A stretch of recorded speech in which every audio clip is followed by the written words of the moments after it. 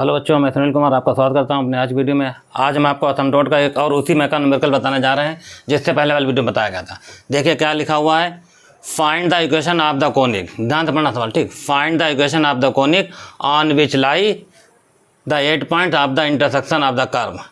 इसी टाइप का सवाल बिल्कुल सेम लगवाया होगा, ठीक। एक और सवाल है, ठीक, बढ़िया सवाल ये है, find the equation of the conic on which lie the 8 point of the intersection of the curve. Curve लिखा गया x by x square minus y square plus a square y square plus b square square minus a square y square बराबर 0 with it असिम्प्टोट। कुल मिला के पहले इस curve के हम सारे असिम्प्टोट निकालेंगे, फिर उसके बाद हमें निकालना कितना है, कोनिक निकालना, ठीक। कोनिक निकालने का क्या तरीका है वो बताया जाएगा, और 8 पॉइंट कैसे निकाल जाते हैं इंटरसेक्शन, ठीक, वो बताएंगे। तो इसको समझ लो, ठीक। लगवाते हैं सवाल, देखिए कैसे लगेगा। पहले जो दिया गया, ठीक, आप पहले वो कर्व लिखेंगे गिवन में, जो कर्व है वो आप लिखेंगे, ठीक। इस टाइप कर दिया गया, देखिए एक्स बाई, यहाँ लिखा जा रहा है x square minus y square plus a square y square plus b square और x square minus a square b square बराबर 0। क्या काम करेंगे, इस कर्व की इससे मल्टीप्लाई कर लेंगे, उसके बाद ठीक फिर इसको लगाया जाएगा, ठीक। तो मल्टीप्लाई कीजिए इसकी साथ मल्टीप्लाई होगी तो कितना आंसर आएगा, देखिए एक्स क्यू बाई निशान माइनस का, यहाँ पर आएगा एक्स और बाई क्यू, तो डिग्री 4 हो गई। तो इसका मतलब यहाँ पर हमको 4 असिम्प्टोट निकालने हैं, ठीक। और अगला स्टेप में क्या लिखा गया, देखिए a square by square plus यहाँ लिखा गया b square x square minus a square b square बराबर 0। तो लगाने का अपना वही पुराना मेथड, ठीक। क्या काम करेंगे, यहाँ लिखेंगे पुट x बराबर 1 और y इक्वल टू m। तो पता ही होगा, ध्यान से, ठीक। सारे इस वीडियो में यही चीज़ बताई गई, ठीक, लगभग है। पुट x बराबर 1 y equal to m in the highest degree term, in the highest degree term,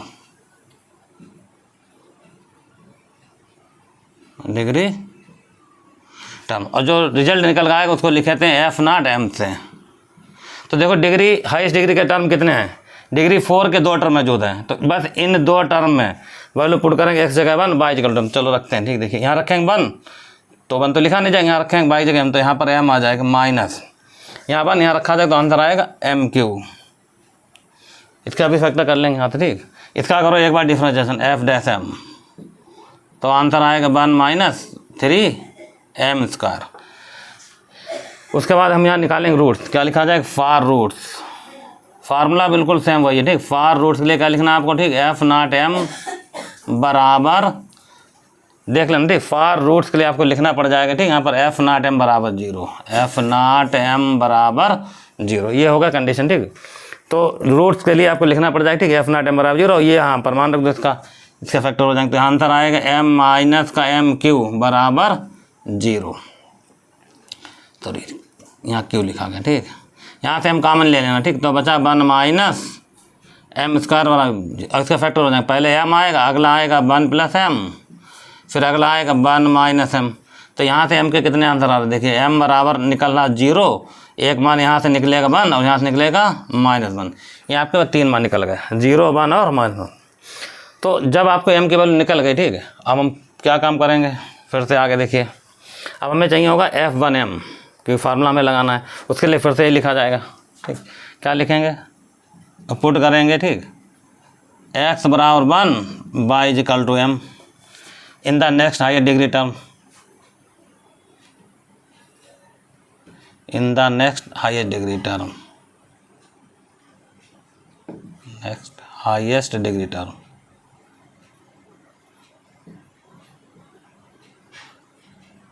degree term, यही पुरानी कहानी, ठीक, लिखी जा रही, ठीक सब। तो इतना लिखने के बाद जब आप इतना लिख लेंगे तो डिग्री सेकंड के बाद देखिए कौन कौन टर्म बचे हुए यहाँ पर, ठीक। डिग्री 4 के पहले लिखे गए, और 4 के बाद डिग्री 3 का कोई टर्म नहीं मौजूद है यहाँ पर, ठीक। तो किससे लिखा जाता है, अब उसको ध्यान रखना, ठीक। लिखा जाएगा शायद f1m से, ठीक। फॉर्मूला याद होना चाहिए f1m। तो डिग्री 3 का कोई टर्म तो है ही नहीं यहाँ पर, ठीक। 4, ये डिग्री 4 है, उसके बाद 3rd डिग्री का टर्म आएगा, उसको हम f1m से डिनोट करें, लेकिन टर्म कोई मौजूद नहीं, आंसर कितना आ जाएगा 0। अब आप यहाँ पर लगा दें सीधे फार्मूला, जब अब रूट्स कैसे हैं बताइए, रूट्स हैं हमारे पास डिस्टिंक्ट, ठीक। तो अब यहाँ पर f2m नहीं निकलेगा, तो सीधे लिखो फार्मूला b है, क्या लिखेंगे, सी बराबर माइनस F1m और फार्मूला होता है F0-m। ये होगा आपका कंप्लीट फार्मूला। तो आप देखोगे कि यहाँ पर F'(m) की वैल्यू इतनी दे रखी है, लेकिन F1m की वैल्यू कितनी लिखी है 0। अगर आपने यहाँ रखा 0, नीचे कुछ भी लिखो तो सी का आंसर कितना आ जाएगा बताइए 0। इसका मतलब m का मान चाहे जो भी हो, आंसर हमेशा सी का 0 रहेगा। तो देखो इसको हम ऐसे लिख सकते हैं यहाँ पर, ठीक, कैसे बताते हैं देखिए है यार, ठीक। इफ m बराबर m1 मान लिया, ठीक, कितना आंसर आ रहा 0, और m बराबर m2 माना, ठीक, आंसर कितना आ रहा 1, और m बराबर m3 माना तो आंसर कितना आ रहा -1। ये 3 इसके रूट लिखे मैंने, ठीक, यहाँ पर। तो अब यहाँ पर तो मान ढाई नहीं जो रखे हैं, तो इसी के करस्पॉन्डिंग C1 भी 0 होगा, C2 भी 0 होगा और C3 भी 0 होगा। इस तरीके से आप देखेंगे C1 C2 C3 तीनों हो गए 0, क्योंकि अगर यहाँ मान रखा होता है, मान लो यहाँ पर आंसर आ जाता है m के टर्म में, तो हम m का मान एक बार 0 रख लेते तो हमें C1 मिल जाता, फिर हम रखते मान, ठीक, m का दूसरा तो हमें C2 मिल जाता, फिर रखते तीसरा तो हमें C3 मिल जाता। हालांकि यहाँ पर वैल्यू नहीं दे रखी तो तीनों मान क्या निकलेंगे 0 0। अब यहाँ पर लिख लेना असमटोट, इतना लिखो फिर आगे बताते हैं, ठीक। देख लेना जो कर्व तुम्हें दिया जाए उस कर्व के हिसाब से, ठीक, बहुत पुरानी कंडीशन, हमें असमटोट निकाल लिए, असमटोट को लिख देंगे आप कितने निकले, ठीक, कायदे से देखिए। इतना नोट करो फिर अगला ऑप्शन बताते हैं, क्योंकि असमटोट हमें 4 निकालने हैं और निकले कितने 3 हैं, तो अभी हम लिख रहे हैं यहाँ पर 3 कायदे से, देखिए इसको हटा रहे, ठीक है। देखिए जब ये मान निकल जाते हैं तब यहाँ पर लिखेंगे हम लोग रिक्वायर्ड असमटोट, ठीक, इसलिए रिक्वायर्ड असमटोट्स फार्मूला देखिए वही होता है y बराबर mx प्लस c का। तो पहला असमटोट देखो, एक बार m का मान 0 रख दिए तो C1 0, कुल मिला के आपका पहला आंसर आएगा, देखिए ये भी 0 चल रहा है, m भी और c भी 0 चल रहा, ठीक, इसके हिसाब से 0 आ गया। दूसरा y बराबर सिर्फ m की वैल्यू चल रही, ठीक, तो यहाँ रखना 1 तो यहाँ x आ जाएगा, अगला 0 है लिखा ही जाएगा, ठीक है। थर्ड y बराबर कितना आ रहा -x, ठीक, आगे C1 C2 C3 जब लिखोगे तो वो सब क्या होगा 0। तो ये आपके निकल गए 3 असमटोट कंप्लीट। तो असमटोट तो 3 निकले, हमें एक और चाहिए होगा। तो हमने बताया था अगर असमटोट निकालते समय, ठीक, एक असमटोट कम पड़ जाए तो हम लोग यहाँ पर, ठीक, पैरेलल वाला मेथड लगाकर दूसरा असमटोट निकाल लेते, ठीक। उसके लिए 2 लाइनें लिखी जाती हैं, वो भी लिख रहे हैं, इतना नोट कर फिर अगला बताते हैं स्टेप यहीं पर। तो कैसे निकलेंगे रिक्वायर्ड असमटोट, ठीक, इस लाइन को हम यहाँ से मिटा लें, ठीक, ठीक, इसको यहाँ से हटा रहे, ठीक। अब इसके बाद देखिए यहाँ लिखना है, यहाँ लिखा जाए इक्वेटिंग टू 0, वो कंडीशन आपको याद होनी चाहिए, ठीक, लिखने के लाइन इक्वेटिंग टू 0, ये, ठीक, equating to 0 the coefficient of the highest power of x and y, the coefficient of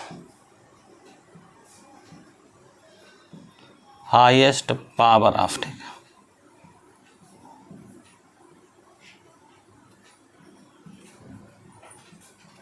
highest power of x and y, ठीक, we find असमटोट्स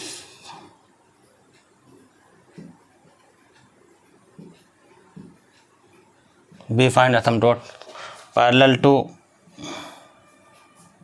x axes and y axes, ठीक, यही line लिखी गई थी पहले भी, ठीक, कई बार है। तो इस तरीके से ये 3 लाइन इसकी कंपलसरी जो लिखनी है। उसके बाद इसका मतलब ये हो जाएगा कि इस वाले कर्व में जो हाईएस्ट पावर x की होगी उसका वेरिएबल 0 दिखाया जाएगा, ठीक। तो देखिए इस वाली इक्वेशन में सबसे हाईएस्ट पावर x की यहाँ पे लिखी गई x क्यू, तो इसके साथ वेरिएबल कितना चल रहा y, तो इसका पहला असमटोट सीधा सीधा आएगा y बराबर 0। दूसरा देखिए अब x वाला छोड़ देना, y का भी होल क्यू लिखा हुआ, ठीक, पावर वेरिएबल x चल रहा, ठीक, तो यहाँ पे कितना हो गया x बराबर 0। तो इससे हमेशा, ठीक, 2 असमटोट निकलेंगे, ठीक, जो पैरेलल होंगे x के। हालांकि x और y एक्सेस निकल गए कंप्लीट। अब ये 2 असमटोट ये हो गए और 3 ही है, 3 2 5 हो गए, लेकिन कुल मिला के इसमें एक कॉमन मिलेगा। देखिए कौन सा कॉमन है, ठीक, तो आप देखो y बराबर 0 कॉमन मिला। तो हम जब यहाँ पर लिखते हैं रिक्वायर्ड असमटोट तो कॉमन वाले ही पहले लिखा जाएगा। तो देखो फाइनल रिजल्ट हमारा निकल का आएगा वो ये रहा, ठीक। देखिए इतना पहले समझ लेना, फिर आगे हम लिखते हैं यहाँ पर, ठीक, इतना मिटा लें, ठीक है। अब यहाँ लिखा जाएगा इज रिक्वायर्ड असमटोट, ठीक। अब लिखना, ठीक, यहाँ पर फाइनल रिजल्ट करना है, ठीक, इसलिए, ठीक, रिक्वायर्ड असमटोट हमारे कितने हो गए टोटल,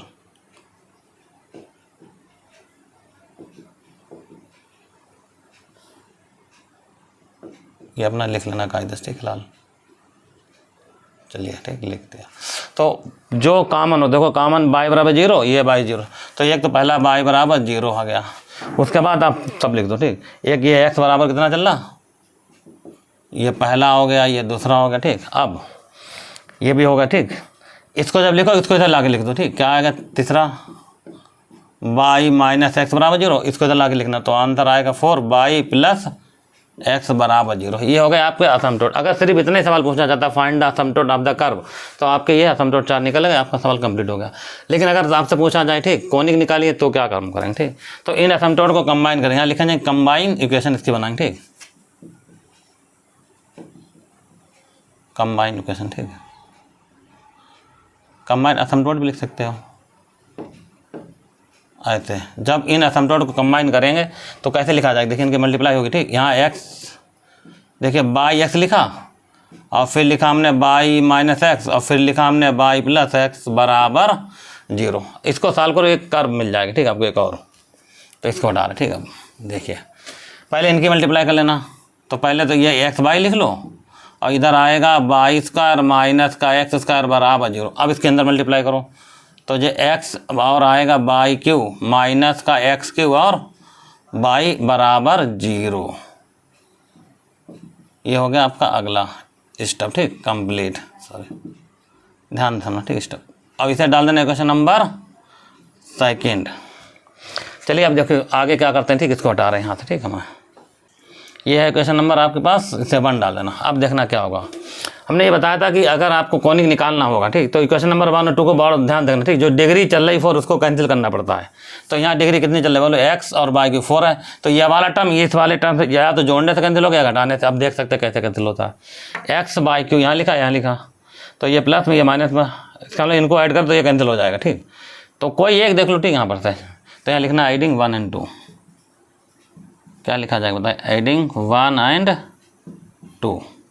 अब देखो जब इनको, तो ये वाला टर्म इससे कैंसिल हो रहा, समझो, ठीक, ध्यान दे। एक्स क्यू बाई क्यू ये लिखा निगेटिव का, ये प्लस का, ये भी कैंसिल हो रहा, तो बचा ये टर्म, तो कितना बचा, ए स्क्वायर बाई स्क्वायर बचा, plus b square x square बचा, minus a square b square बराबर 0 बचा। क्या काम करेंगे, देखो इसको पहले लिख लो, बी स्क्वायर एक्स स्क्वायर को, बस यहीं पर से आंसर आ जाएगा। बी स्क्वायर एक्स स्क्वायर पहले लिखा गया, निशान प्लस का, ए स्क्वायर बाई स्क्वायर लिखा, बराबर में उधर भेज दिया गया इसको।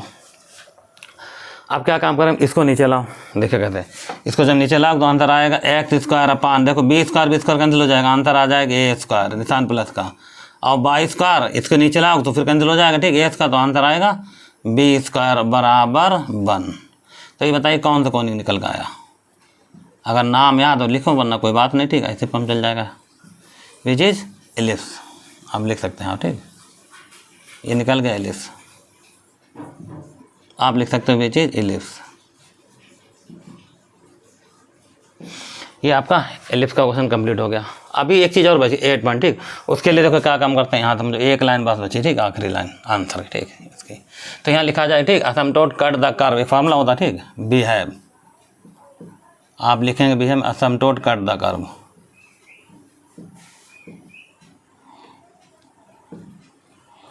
असमटोट्स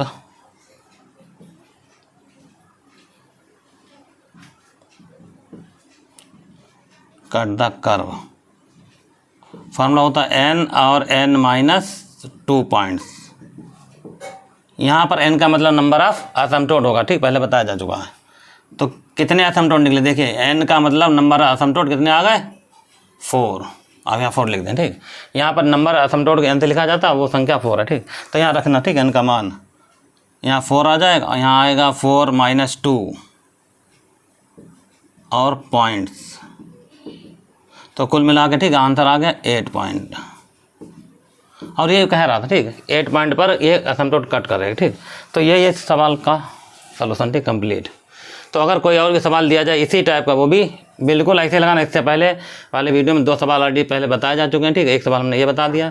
चलो एक सवाल आपको होमवर्क में देते हैं, ठीक, टोटल सवाल यही होगा, ठीक, आप ट्राई करना, लगभग इसी तरीके से टोटल का आंसर आएगा। देखो लिखा बिल्कुल यही मिलेगा, ठीक, फाइंड द, ये डाल देते हैं क्वेश्चन नंबर 2।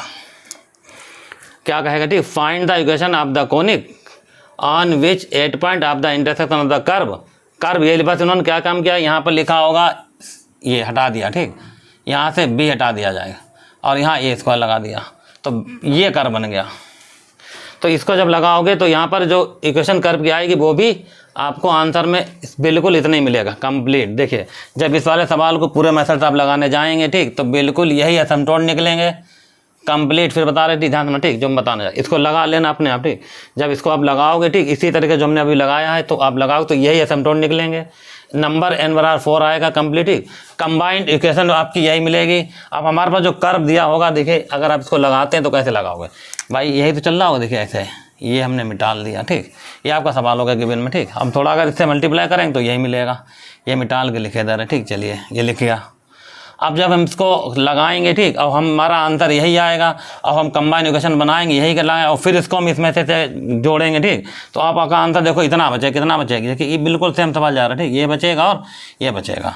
तो इसका मतलब इसको आप पहले लिखें, इसको लिखें और इसको लिख दें। अब इसको नीचे लाने जरूरत नहीं, ठीक। अब आपके पास बताइए कितना बच गया, देखिए आपका समझ लग गया, ठीक है। बस लिख लेना बाकी, ठीक। लिखने की जो थ्योरी है वो बिल्कुल सेम है, ठीक। ये इसका आंसर होगा, यही कॉनिक होगा। और ये क्या पढ़ा जाए बोलो, विच इज सर्किल। तो आपका एक और सवाल लग गया। बाकी जो लिखने का तरीका वो अपना कंप्लीट लिख लेना और पूरा सवाल आपका लगा दिया गया, ठीक। ये सर्किल बनेगा और नंबर ऑफ पॉइंट अगर देखा जाए कितने आएंगे, ठीक भाई, यहाँ भी 8 पॉइंट, तो ये भी नियम नहीं बदलेगा, ये भी यही रह जाएगा। तो आपका इस तरीके से सवाल एक और लग जाएगा, ठीक। बाकी लिख लेना, ये आपका दूसरा सवाल लग गया कंप्लीट। एसिम्पटोट के इस टाइप के सवाल मैंने आपको बता दिए 3, ठीक, 4-5 हैं, इतने बहुत हो गए। अब बाकी 1-2 अपने आप ट्राई कर लेना। एसिम्पटोट के पेपरों में बस यहीं पर से सवाल पूछे जाते कंप्लीट हैं, ठीक। तो ये एसिम्पटोट का चैप्टर आपका यहाँ पर फिनिश हो गया। अब नेक्स्ट वीडियो में कुछ दूसरा नया चैप्टर आपको बताया जाएगा। आज के वीडियो में बस इतना ही है, मिलते हैं नेक्स्ट वीडियो में, जब तक के लिए धन्यवाद।